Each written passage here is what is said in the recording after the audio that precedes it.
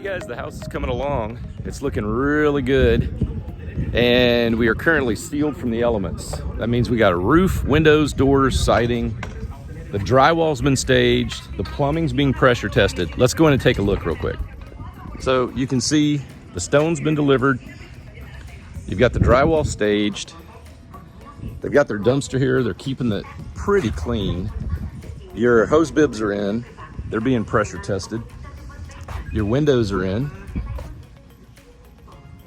They've got the siding. This is one of the things Highland uses. If you notice, there's a Pink Panther, which is pretty cool. You see this R3.0? So this is an Owens Corning product. Highland's just switched to this in the last year or two. Most of your builders use a polymer product that's just stapled up. It's very thin, it's plastic. It doesn't really have an R value. This adds 3.0. And that's just an extra layer of insulation for you. An R value of 3 is not all that much, but in combination with everything else you're doing, it's really awesome. So you can see this is the exterior batting. This is the insulation that's on all the exterior walls. It basically blankets the whole house like a Yeti ice chest. Anywhere external air can hit the internal living space, it's insulated. They also are going to be putting in a bunch of spray foam. So you can see everywhere the window is, they're going to be putting in and trying to make an air barrier. Now, your mechanical rough out is getting done. It's almost done. And as soon as they get a green card or green tag from the city, we're going to have our pre-drywall meeting and we'll walk through. Every time you see water in a tub, a sink, you see a big dial on your outside water faucet, they're pressure testing it and they're testing it to make sure it's not leaking. Super important. So it's not anything weird they're doing, it's what they actually need to be doing. You can also see your ductwork is in. They've got it all sealed so dust and stuff can't get pulled into the system, so it stays nice and clean for when you take ownership. All right, let's see what else we got going on. The other thing too is in Texas, see the radiant barrier, that's the silver stuff on the bottom of your decking. That's Tech Shield, but there's a bunch of different products. It radically reduces the temperature in your attic. It's not insulation, it just reflects, sunlight, solar radiation, so it's a wave. And that stuff breaks up the wave and bounces it back, essentially. There are some builders, custom home builders, that don't insulate right above your ceiling, right here. They actually spray foam the bottom of the decking, and they insulate the attic, which is kind of an upgraded form of insulation. All right, your drywall is staged.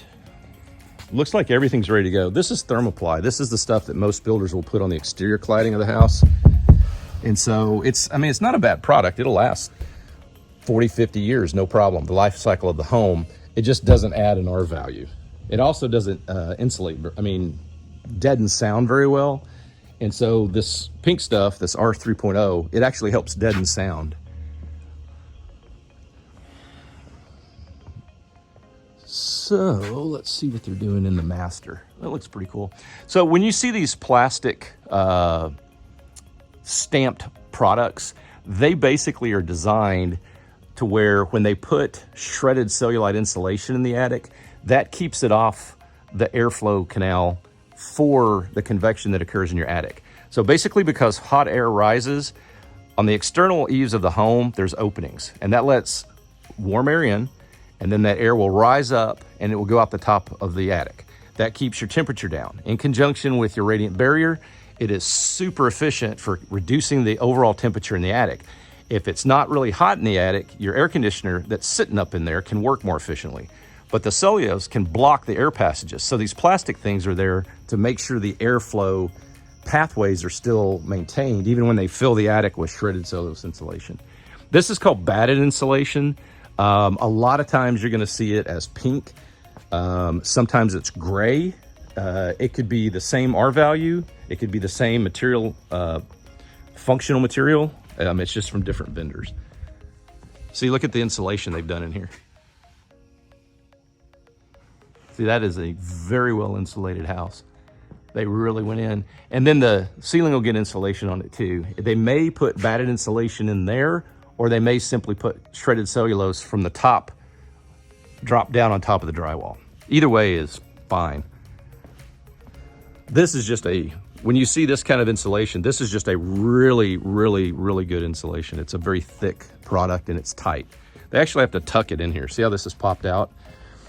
You actually want that tucked in between the studs. And the reason that's popped out is there's a pipe in there. So the bad thing is a lot of people will compress insulation and that destroys its insulating ability.